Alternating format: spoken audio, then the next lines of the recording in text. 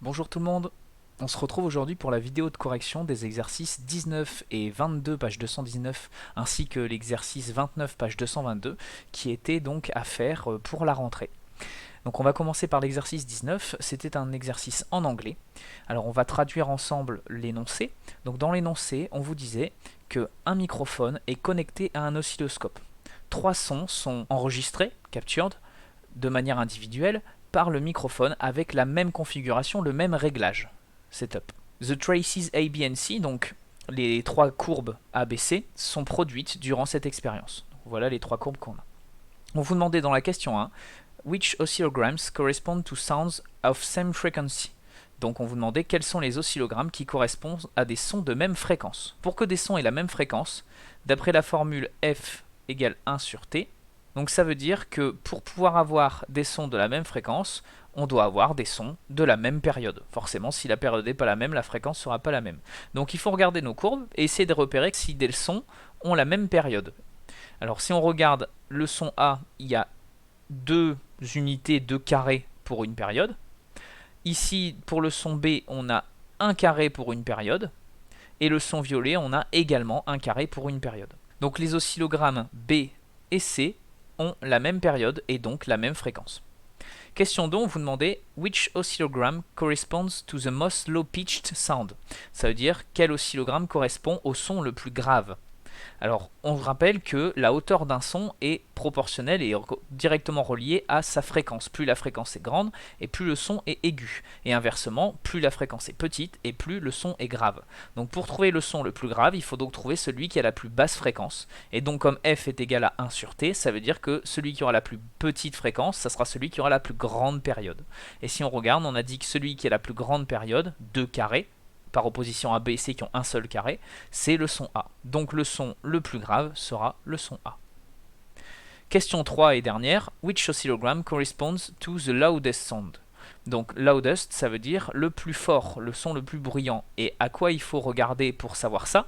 Il faut regarder l'amplitude maximale. Plus le son a une amplitude importante, plus il est fort, plus le son va être bruyant. C'est pas dépendant de la fréquence, comme certains peuvent penser, ont tendance à me dire que la fréquence la plus grande, c'est le son le plus fort. Non, ça dépend pas de la fréquence. La fréquence, c'est aigu ou grave.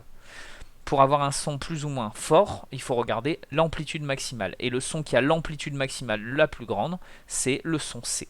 Donc le son le plus fort, c'est le son C. Voilà pour cet exercice numéro 19. Voyons maintenant l'exercice numéro 22, page 219. Alors, je vous rappelle que c'est un exercice sur le métier d'agent de piste, où on vous explique que les agents de piste opèrent sur le tarmac d'aéroport et sont constamment exposés aux moteurs bruyants des avions, et qu'ils ont des risques auditifs à cause justement de cette exposition, à partir d'un niveau sonore au-dessus de 85 décibels. On nous dit qu'à 1 mètre du moteur d'un avion, le niveau d'intensité sonore peut atteindre 131 décibels. On vous explique dans le document A qu'en l'absence de tout obstacle, le niveau d'intensité sonore décroît quand la distance à la source sonore augmente. Il diminue de 6 décibels à chaque fois qu'on double la distance de la source. Et après, on vous explique que au niveau de la durée d'exposition, parce qu'il faut aussi prendre en compte la durée d'exposition à un niveau d'intensité sonore donné, pour connaître la dose du bruit subi, il faut prendre en compte le temps d'exposition, et la durée d'exposition est divisée par 2 si le niveau d'intensité sonore augmente de 3 décibels. C'est-à-dire qu'on peut supporter 80 décibels pendant 8 heures, mais si on augmente de 3, 83 décibels, on ne peut plus supporter que 4 heures sans dommage, puis etc. jusqu'à 1 heure à 89 décibels, on a continué de diviser par 2 à chaque fois. Alors question 1, on vous demande combien de temps un agent de piste sans protection pourrait-il rester sur le tarmac si un avion immobile était situé à 32 mètres de lui sans prendre de risque. Bon, un avion moteur en marche évidemment. Donc l'avion est à 32 mètres, on vous dit immobile parce que de cette là c'est pour vous indiquer que la distance ne change pas, ça reste 32 mètres. Donc si on suit ici 1 mètre égale à 131 décibels et qu'on suit les instructions du document A qui nous disent que ça diminue de 6 décibels à chaque fois qu'on double la distance par rapport à la source. Donc à 1 mètre c'est 131 décibels. Donc à 2 mètres, ça sera moins 6, 125 décibels. À 4 mètres, on continue de multiplier par 2 à chaque fois, etc. Ça va vous donner le résultat suivant. Donc à 1 mètre, 131 décibels. 2 mètres, 125. 4 mètres, 119. 8 mètres, 113. 16 mètres, 107. Et 32 mètres, 101. À chaque fois, on a doublé les distances par 2 comme indiqué dans le document A. Ce qui nous fait que à 32 mètres, on sait qu'on a 101 décibels au niveau d'intensité sonore. Maintenant qu'on a cette valeur-là, on regarde le document B, qui nous dit donc, comme je vous l'ai dit tout à l'heure, que une exposition de 1 heure à 89 décibels, c'est le maximum avant de subir des dommages. Donc 1 heure à 89, il faut qu'on trouve combien on peut rester à 101 décibels. Donc on nous dit que le niveau sonore augmente de 3 décibels, on divise par 2 la durée d'exposition. Donc pareil, on incrémente, on augmente de 3, on va passer à 92 décibels, ça va diviser par 2, donc ça va faire une demi-heure à 92, ça va faire 15 minutes à 95, etc. etc. Donc je vous mets la réponse. 1 heure à 89, 30 minutes à 92, 15 minutes à 95, 7,5 à 98, 3,75 à 101. Et voilà, on a rejoint les 101 décibels de notre niveau d'intensité sonore d'un avion situé à 32 mètres. Ce qui nous fait que le niveau d'intensité sonore à 32 mètres étant de 101 décibels, la durée maximale d'exposition est de 3,75 minutes. Alors, il faut toujours convertir en secondes dans ces cas-là, hein. Donc 3 minutes et 0,75 minutes. Comment on fait d'ailleurs? Simplement, on se dit, si j'ai 0,75 minutes, ça veut dire 0,75 fois 60 secondes. Parce que 1 minute, c'est 60 secondes. Donc si j'ai 0,75 minutes, ça va me faire 0,75 fois 60 et ça va donner 45 secondes. C'est une règle de 3 simplement, hein. J'ai 0,75 pour 1 minute, combien ça me fait pour 60 secondes? Ça fait bien 0,75 fois 60 divisé par 1. Ce qui nous fait bien 0,75 multiplié par 60. Donc 3 minutes et 45 secondes. Proposer des conseils de précaution pour qu'il puisse guider son avion sans risque. Qu'est-ce qu'il pourrait faire mon agent de piste pour guider l'avion sans risque? Eh bien, il doit travailler avec des protections pour les oreilles, par exemple. Il peut surtout respecter les durées maximales. Donc s'il est obligé de travailler à une certaine distance de l'avion pendant un certain temps, eh ben, il faut absolument que ce temps ne dépasse pas la durée d'exposition maximale avant laquelle ça commence à être dangereux.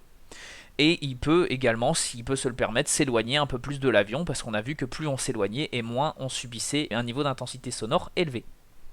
Donc voilà pour cet exercice 22.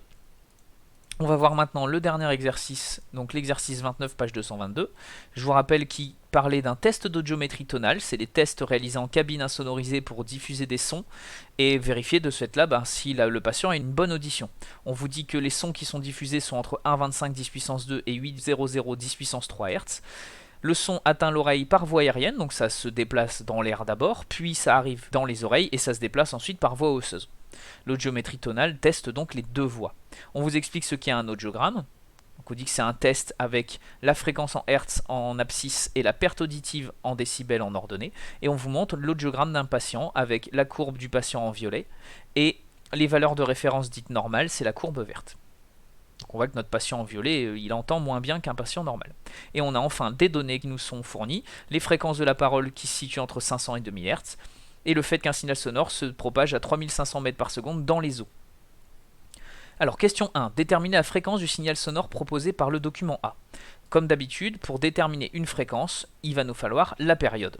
Et la période, on va la déterminer graphiquement.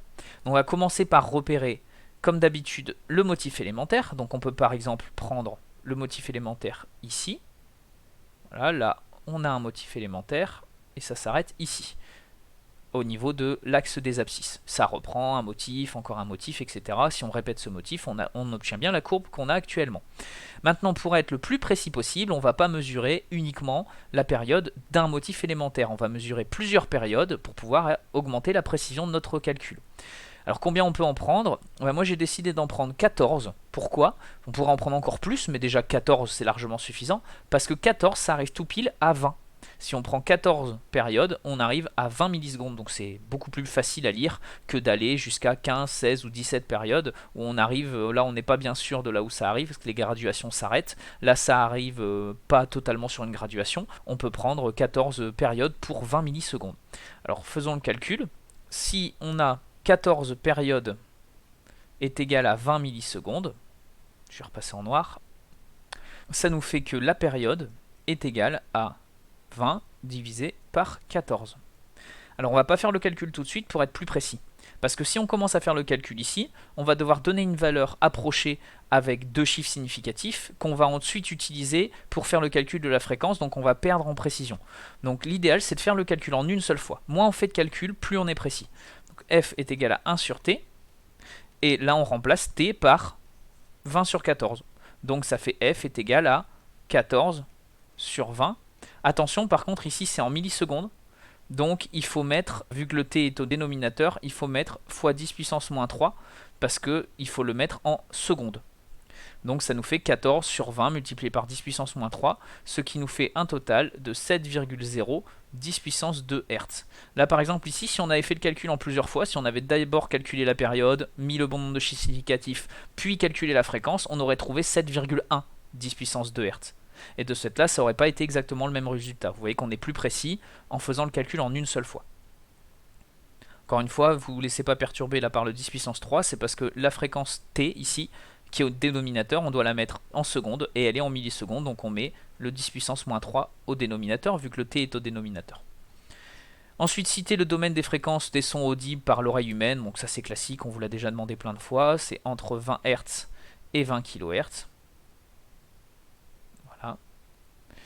Ensuite, question 3a, lire la fréquence pour laquelle le patient a la perte d'audition la plus importante. Donc on regarde notre audiogramme et on voit que ici c'est la perte d'audition, déficit auditif en décibels, et on voit que l'endroit où il y a le pic qui descend le plus bas, c'est au niveau de 4000 Hz. Donc mon patient, il a une perte auditive la plus grande pour une fréquence de 4000 Hz. Je vais noter juste 4000 Hz ici, pour gagner du temps, mais bien sûr, il faut toujours faire une phrase. Question B. Cette perte d'audition est-elle gênante lors d'une discussion? Alors si on regarde attentivement les données, on voit que les fréquences de la parole se situent entre 500 et 2000 Hz. Donc forcément, ça va pas être gênant pour une conversation, parce que là, la fréquence que le patient entend le moins bien, c'est à 4000 Hz, mais les conversations, ça s'arrête à 2000. Donc pas de souci de ce point de vue-là. Question 4. Comparer les valeurs des vitesses de propagation du son pour chacune des voix testées lors de l'audiométrie tonale. Donc on sait que le son dans l'air se propage à environ 345 mètres par seconde, ou 340 mètres secondes. On a aussi beaucoup dit 340, les deux sont bons. Hein.